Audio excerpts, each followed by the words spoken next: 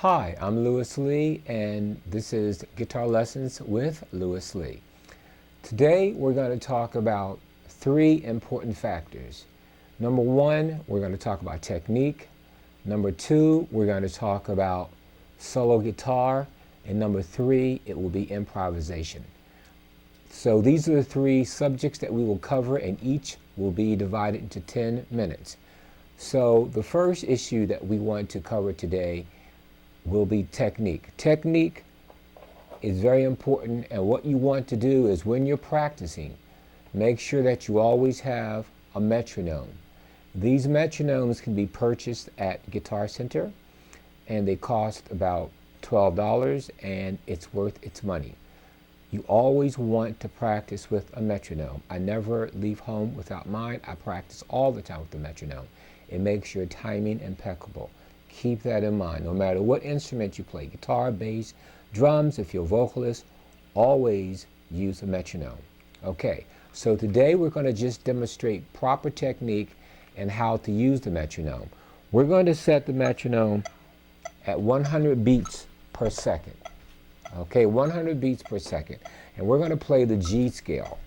And we're going to use quarter notes, eighth notes, triplets, and then 16th notes. First the quarter notes. 1, 2, 3, 4.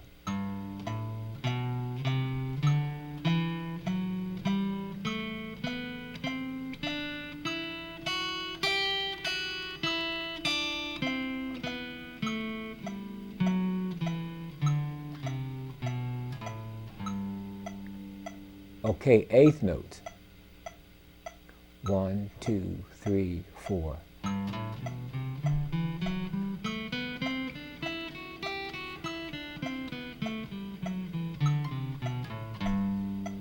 Okay, next we're going to use triplets. Remember, a triplet is when you squeeze 3 eighth notes into one count. Triplet, triplet, triplet, triplet. So we're going to try that. 1, 1, 2, 3, 4.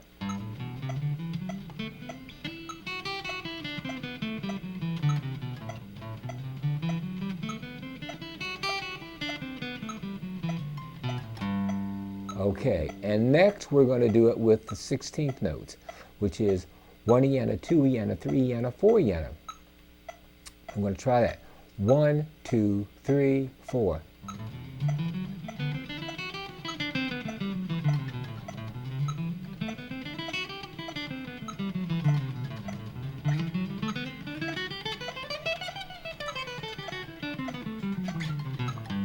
Now, if that's too fast for you, you can slow it down to 80 beats per minute, which I'll demonstrate that. 1 E and a 2 E and a 3 E and a 4 E and a.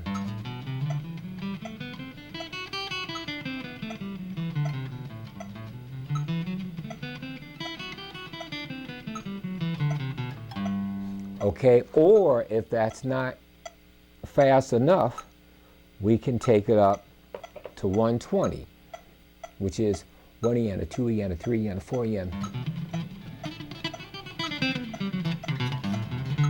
and so on. Okay, so you can do it as fast as you want, but always start off slow. It's like in weight training. You want to lift. If you're lifting weights, you want to be able to do at least 10 reps of a weight that is comfortable for you. So if you're practicing with the metronome, you want to have a speed that is comfortable for you. Now, granted, sometimes you have to warm up. And warming up is very important. That's why we have this part of the lesson, which is the technical part, which is the technique, which is to warm up. So here again, I know after I've done this for about maybe, let's say, 20 minutes, my speed increases. So what I would suggest is before you ever go to a job, a performance, or a gig, always warm up prior to going to the job or the gig or the lesson or whatever it may be, or even if you have to warm up before and just before you get to the gig. In other words, if you're at home, warm up at home, but then when you get to the job, if you have enough time, try to warm up again, because your muscles, they get cold and then they get a little stiff. So the blood has to be circulating and you want to warm up. Now with me, I'm clocking my speed at 150 beats per minute. But I have to get warm for that. So usually what I do is I warm up with 100, then I go to 120, then I go to 140, then I push it to 150. My goal is to take it up to 180. The metronome goes up to 210. Ultimately, I will be able to reach that, but that's a real challenge. 210 is the quickest, the fastest beat on the metronome. So don't forget, always practice. And always practice with your left hand. This is with your right hand, up and down strokes. So we're going to demonstrate some picking technique, down strokes with quarter notes. We're going to count 1, 2, 3, 4. Now, notice I'm playing all down strokes.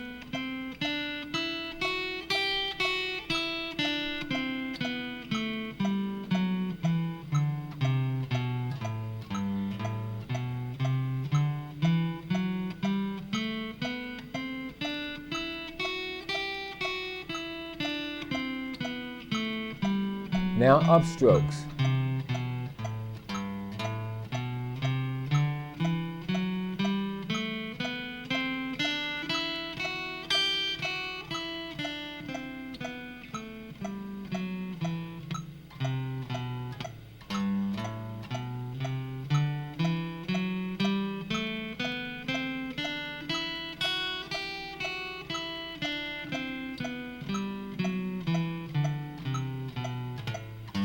Now up and down strokes.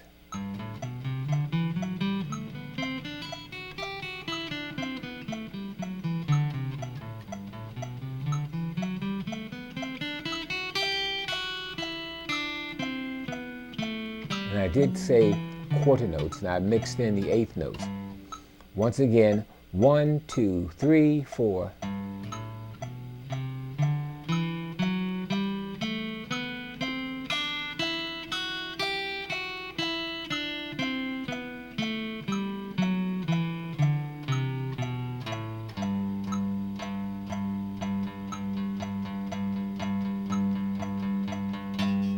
Okay, and the last part to this segment of the lessons will be stretching your left hand.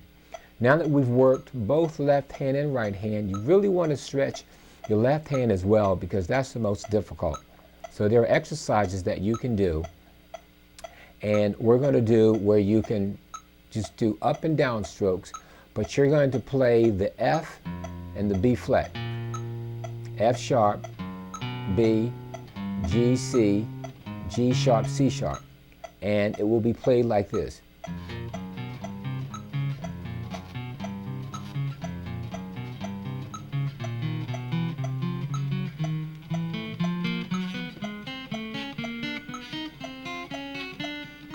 Now what I did was, after I had played the first two strings, the sixth and the fifth string, I proceeded to go higher up, and I went to the G sharp, to the A sharp, the D sharp, and so on and so forth. So let's continue this. Let's do the first,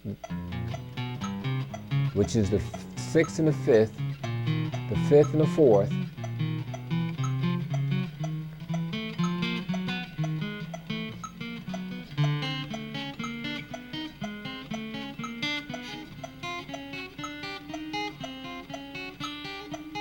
okay, and so on. Then you come back.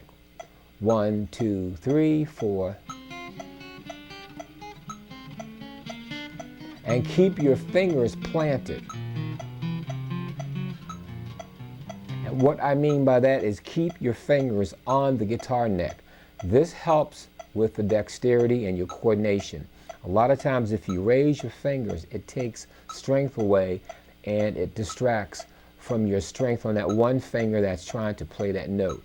So you can play better if all 4 fingers are on the guitar neck. So that concludes the first section, which is a technique. We're going to turn this off, and then we're going to come back with solo guitar. Thank you.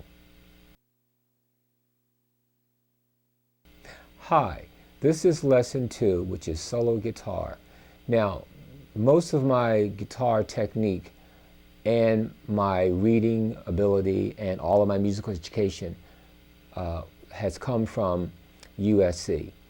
I graduated with a bachelor's degree in jazz studies and I have a master's in education. I did my thesis on the cerebral cortex. Most of my information had come from Leonardo da Vinci, left brain, right brain.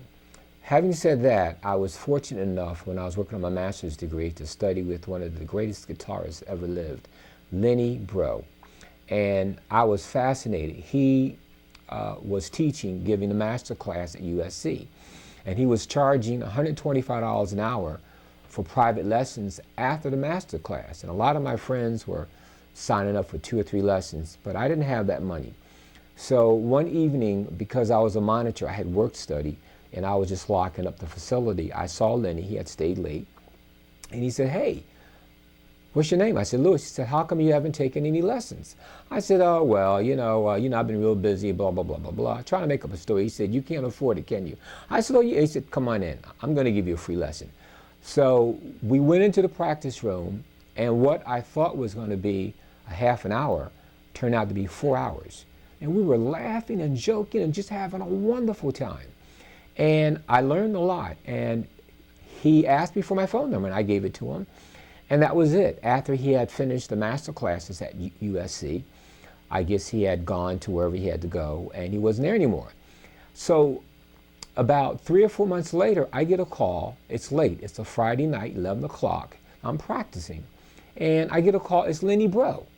And I said, "Hello?" He said, "This is Lenny." I thought it was my friend Mike Parsons or Steve or Alan Cohen or someone like that. They said, "No, this is Lenny." So I said, "This is Lenny." So I hung up. He called me back. He said, "No, this is Lenny. Listen." He started playing. I said, "This is Lenny." Anyway, to make a long story short, I went and picked him up, and Lenny lived with me for 8 months before his demise. And I studied with him every day. That's all we did. It was like living with God. And no disrespect religiously. It was just that's how profound it was. In the essence of what I learned when I was staying with him, there are certain chords that he taught me that no other book has addressed yet. They're not the Mel Bay chords, which are okay, or the David Baker, or any of the other books that are written. Those generic chords, these are specialized chords. So each lesson that we have, I'm going to focus on those chords in the second part. Now, to this group of chords, there are 30 groups. So the first group we will start with is the C chord. All of the chords will be based on the root of the C, but we'll start in the first position, okay, on the 6th string, the 3rd fret, and it'll have the 5th in the bass, which is the G. And we'll start with the C7th. Now, if you want any of this literature, the information at the end of the program will show a number or email address where you can write or call, and we will be happy to answer any questions and give you any additional information that you may have. So we're going to go with the C7. And this is what the chord sounds like. But then the next, we're going to go with the C major 7th. Now remember, we have the 5th in the bass, and this is solo guitar. Solo guitar is what you heard me play in the beginning, My Funny Valentine, and at the end I'll play another selection that I've come up with. But solo guitar is the bass, which is a 5th, the melody, which is a C, which is in the lead, and the chords.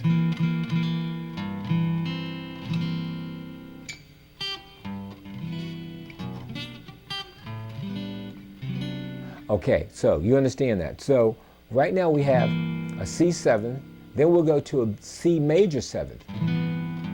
Now what changes? It's the B flat which is a seventh, a minor seventh, to a B natural. Then we'll go to the C minor seventh. Now what has changed?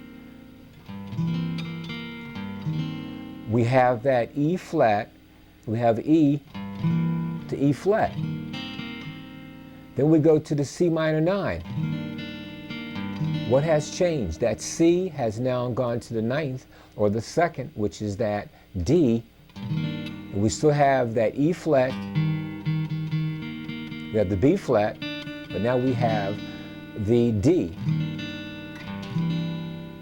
And now that's a C9.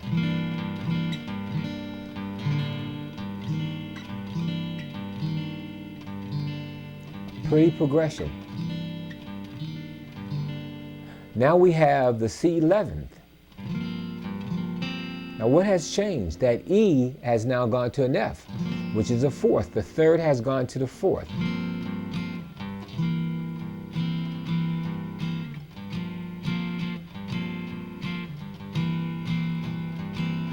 Now you might have heard this progression in the Mel Bay books. They play it like this.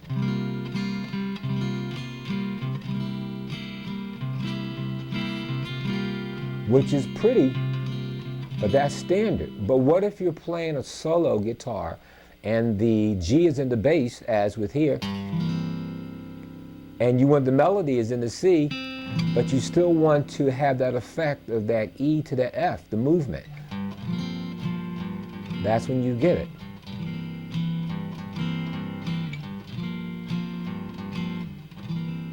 Then we have the 13th. What is the 13th? You have a D, and you have an A. This is a little bit of a stretch. A C13. A lot of you may make it like this, or in the Mel Bay book, it's played, or the David Baker. But in the Lenny Breau, he puts that bass, that A, if the melody is in there.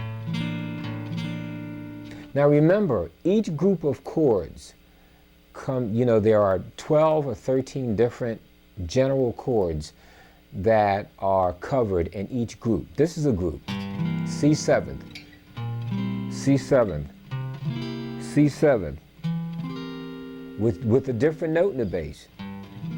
G in the bass, B flat in the bass, the C in the bass, the E in the bass, okay, but different notes in the melody. C in the melody, E in the melody, G in the melody, B flat in the melody, and so on and so forth. So these chords can be altered. You can flat the 5, or raise the 5, or flat the 9, or whatever, but that's advanced. We're going to cover the basic chord study. Now, there are 30 groups. So that means that there will be 30 lessons. And if you miss a lesson, you can always contact the distributor. The number, email address will be on the end of the showing of this film, this lesson, and you can contact for any back lessons that you may need. However, keep in mind that this will take you at least 30 lessons to get all 30 groups. Then we'll talk about alterations, altering a chord, a flat 9 or a sharp 9 or a 13th or whatever you want. And also, after we've done all of the chords, then we get into a chord solo, how to build a chord solo on a song. So this concludes the second portion of this lesson on guitar chord study. Thank you so much. Thank you. Now this is the third section of lesson number 1. This is the improvisation. And not only did I have the opportunity of learning chord studies from Lenny Breau, I managed to learn how to solo. He was a master of solo technique.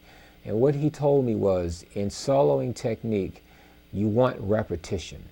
He said, when you're soloing, it's like speaking a language. He said, it's universal, but the ear has to hear it repeatedly. If you don't, then it doesn't recognize it. It's too much information. What do I mean by that? Let's take something really simple. The A minor chord, which is in the C minor, the A minor, which is in the C chord, C major. This is the relative minor.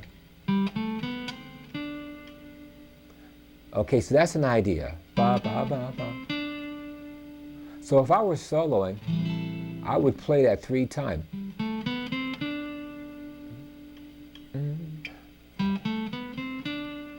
Two, 3.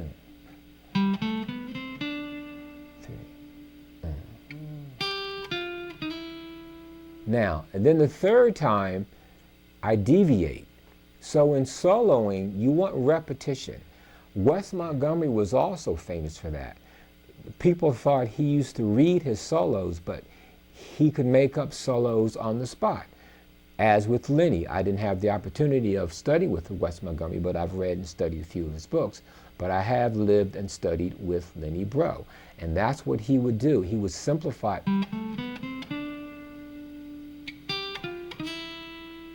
Okay, that's a deviation. That's when you change it.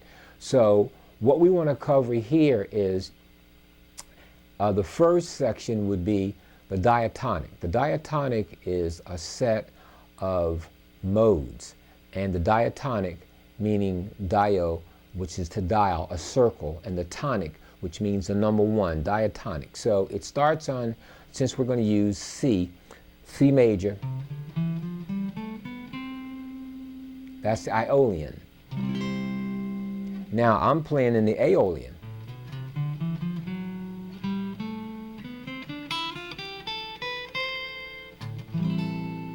These are modes.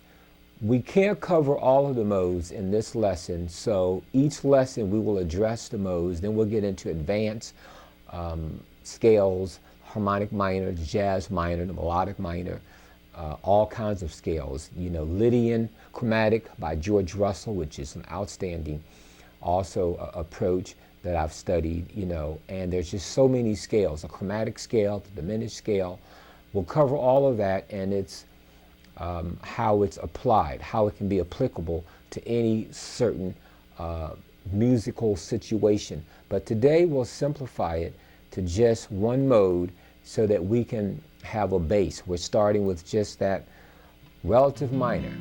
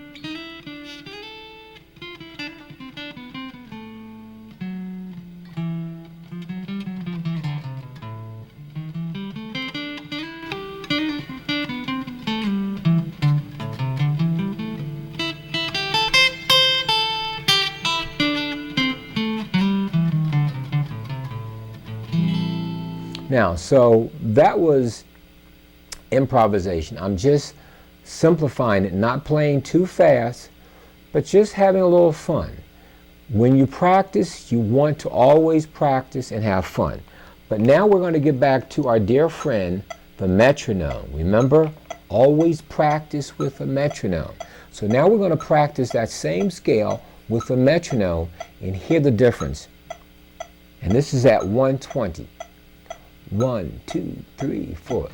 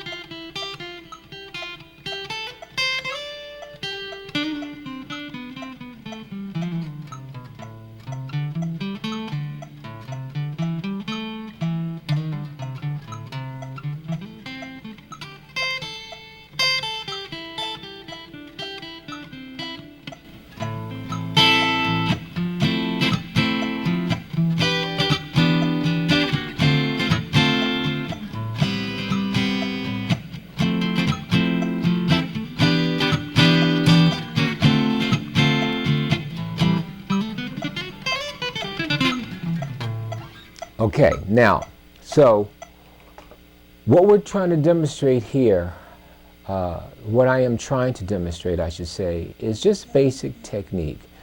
You can get into different substitutions and play outside like Joe Coltrane.